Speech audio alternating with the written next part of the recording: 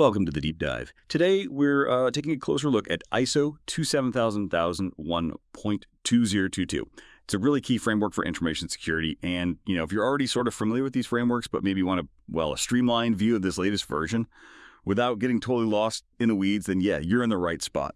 Our goal today really is to give you a bit of a shortcut.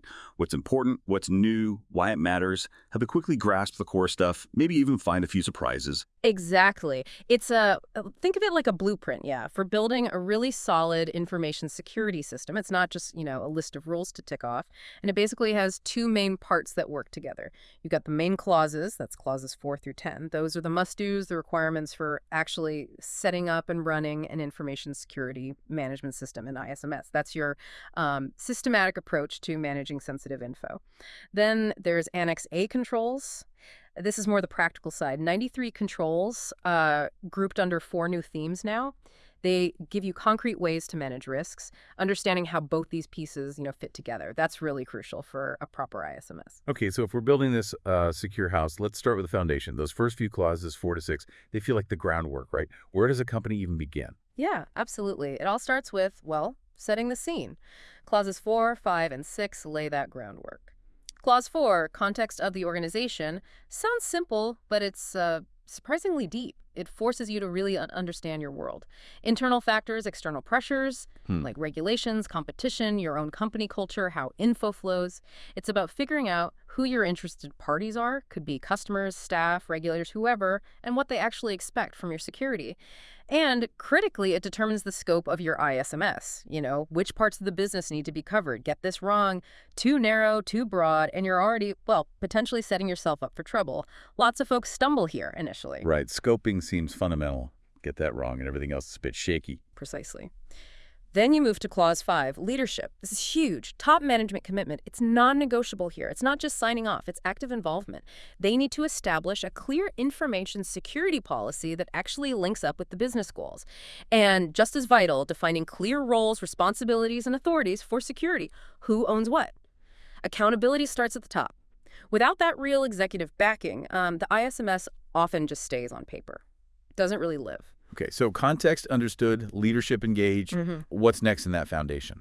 That brings us to Clause 6, planning. This is where you get proactive about risk. You identify, analyze, evaluate information security risks and opportunities. Perform proper risk management, basically. And based on that, you set clear, measurable information security objectives. What are you actually trying to achieve? Interestingly, it also covers planning for changes to the ISMS itself. So as your business changes, your security adapts in a controlled way. It's forward-looking. Gotcha. That makes a lot of sense. Setting the stage, getting leadership on board, planning for risks. So that's the foundation laid. How does the standard then shift into, actually building and running the thing, the action parts? Right. That's where clauses 7 and 8 really kick in. They're about getting the resources together and actually putting the plans into operation. Clause 7, support, is all about having the right pieces in place. It covers necessary resources, people, tech, budget. It talks about competence, making sure people have the skills they need for their security roles, and really importantly, awareness. Training your staff, because let's face it, people can be your biggest vulnerability. Right, absolutely, the human element. Exactly. It also covers communication processes, how you talk about security internally and externally, and managing all your documented information. Policies, procedures, records, how they're created, updated, controlled. Like you said, best plans in the world don't mean much if people aren't aware or don't have the skills. Right, so support is getting everything ready, the people, the knowledge. Yep. And then Clause 8, operation, is where, the daily work happens. This covers operational planning and control, making sure your day-to-day activities actually follow your security plans. And it loops back constantly to risk assessment and risk treatment. It's not a one-off thing. You're continually assessing risks as things change and applying controls to manage them. That's the engine room of your security operations. Okay, so we've defined the context, planned the work, got the resources, and now we're operating day to day. But how do you make sure it's actually working and, getting better? Accountability and improvement seem key. Absolutely vital. And that's exactly what clauses 9 and 10 are for. They provide the mechanisms for review, accountability, and evolution. Clause 9, performance evaluation, is all about checking effectiveness. Are we achieving our objectives? This involves monitoring, measurement, analysis, and evaluation of security performance. What gets measured gets managed, right? It also mandates regular internal audits. These check if the ISMS is conforming to the standard, to your own rules, and if it's actually implemented effectively. And finally, management review. This is where top management formally sits down and assesses the whole ISMS. Is it still suitable? Is it adequate? Is it effective? It closes that strategic feedback loop. So checking your work, essentially. Pretty much.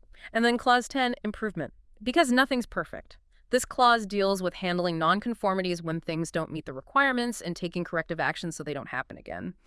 But more broadly, it embeds the whole idea of continual improvement. You have to keep making your ISMS better because, well, the threats aren't standing still, are they? Thankfully not. So yeah, if you look at the whole flow, clauses 4 to 6 build the foundation, 7 and 8 mobilize resources and get things running, and 9 and 10 provide that crucial feedback and improvement loop. It's a cycle, a living system. That's a really clear way to see the whole structure of those main clauses. Okay, so that gives us the what and why of the management system. Now, Annex A, that feels like the practical toolkit, the how-to part. Is that fair? And I know the 2022 update changed it quite a bit, right? 4 themes now? That's a perfect way to put it, yeah. Annex A is the reference set of practical security controls, the things you actually do to treat the risks you identified back in Clause 6 and 8. And you're right, the 2022 version regrouped them into 4 themes. Much more logical now, I think. Reflects modern security better. It's not mandatory to use all 93, mind you. You choose them based on your risk assessment that's documented in the statement of applicability we'll probably touch on later. Okay. So what are these 4 themes? First up is 8.5 organizational controls. There are 37 controls in this bucket. It covers a lot of the policy and procedure side of things, stuff like your main security policies, defining specific roles and responsibilities, how you manage security with suppliers super important today, and even things like mobile device security policies. Okay, organizational stuff. Makes sense. Then 8.6 people controls, only 8 controls here, but really focused on the human aspect. Think security awareness training, background screening for new hires, making sure people know their security duties, disciplinary processes, that sort of thing. Managing the human risk factor. Right, the people part again, crucial. Definitely. Next is 8.7 physical controls. There are 14 controls here. Pretty self-explanatory, really. This is about securing the physical environment. Things like controlling access to buildings or secure areas, protecting equipment from physical threats or theft, secure disposal of media, desk clear screen policies, locks, doors, guards, basically. Got it. Tangible security. And finally, the biggest group, 8.8 technological controls, with 34 controls. This is where a lot of the cyber stuff lives. Examples. Malware protection, data backup strategies, using encryption effectively for data sitting still and data moving around, strong authentication methods, network security, secure coding practices, logging security events, monitoring systems. It's a broad category. And constantly evolving, of course. Well, yeah, that covers a lot of ground. It does, and each control, has its unique number, like 8.5.1 or 8.8.32, a title and a stated purpose. And if you need the nitty-gritty details on how to implement any of these controls, that's what the companion standard ISO 27000 or 2.2022 is for. It provides much more detailed guidance. Okay, that's super helpful. Seeing how those controls are grouped makes it less daunting. So let's say an organization does all this, they work through the clauses, they pick and implement their Annex A controls based on risk. What's the actual proof? What documentation do they absolutely need to have to show they're compliant? The paperwork. Yes, documentation is key for proving your ISMS exists and works. There are several mandatory documents you absolutely have to maintain. You need your ISMS scope document clearly defining what's covered, your main information security policy, your risk assessment and treatment methodology, the how-to guide for your risk process, and probably one of the most critical ones, the Statement of Applicability, or SOA. This lists all 93 Annex A controls and says whether you've implemented each one, why or why not, and maybe points to the evidence. It's your justification document. So the SOA really connects the risks to the controls you chose. Exactly. It shows you've thought it through. You also need a risk treatment plan detailing how you're addressing risks and records from your internal audits and management reviews. Minutes, findings, actions. Okay, those sound like the core strategic documents. What about day-to-day proof, records? Good point. Beyond the main documents, you need mandatory records. These show the ISMS is operating. Things like competence records for staff training and skills, monitoring and measurement records showing your tracking security performance, audit evidence, the proof collected during audits, and really important, logs of security events and incidents. These records demonstrate the system is alive and functioning. Right, the evidence trail.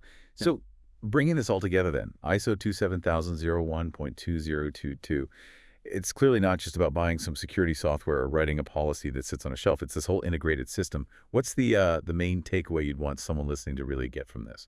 I think the core value is that if you truly embrace these clauses and you apply the Annex A controls thoughtfully based on your risks, you build something genuinely comprehensive. And ISMS, it really goes beyond just technical fixes like passwords or firewalls.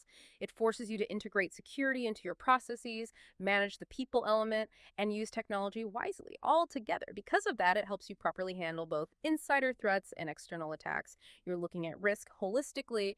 And, practically speaking, in today's world, it's massive for ensuring regulatory compliance, whether you're worried about GDPR or maybe high pay if you're in healthcare or specific national cyber laws like NCA. ISO 2701 provides a really strong, globally recognized foundation for meeting many of those requirements. It builds trust. Yeah, that trust aspect feels huge. So it really is about moving past just having a checklist of security measures, isn't it? It's about fostering this culture, this ongoing process of improvement that actually keeps up with the threats out there. It pushes you, I think, to build something that's truly integrated and alive, not just static defenses. Maybe as you're listening, think about that difference in your own context. Are you just implementing measures or are you building an adaptive system? That, for me, feels like the fundamental shift this standard encourages.